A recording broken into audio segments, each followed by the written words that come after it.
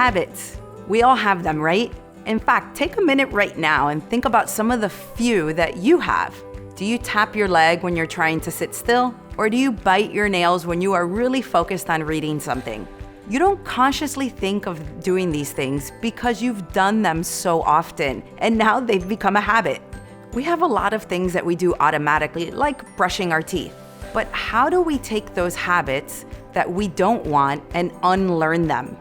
If you've ever tried to build new habits, you've probably failed a ton. And you probably convinced yourself maybe you're too lazy, undisciplined, or unmotivated.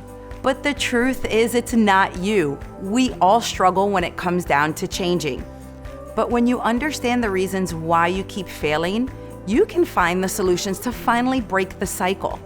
Here's where it starts to go wrong.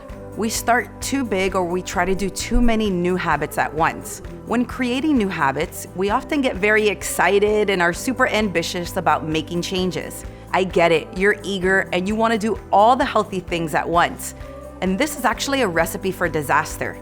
This will leave you feeling overwhelmed and exhausted. So if you want the habits to be a part of your life for the long haul, let's start small. Then we strive for perfection.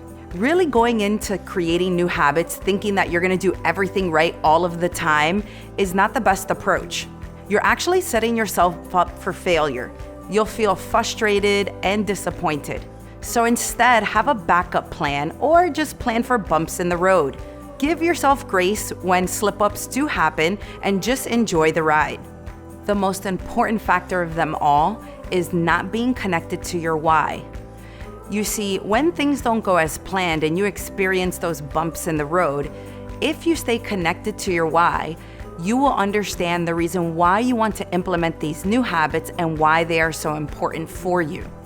If your habits didn't work the first time around, I encourage you to reflect on some of the factors we just reviewed so that you can see maybe what influenced your past attempt when you were creating new habits. You now know there are things you can do to make yourself more likely to succeed next time around. Use it as a learning opportunity. Good luck, and you've got this.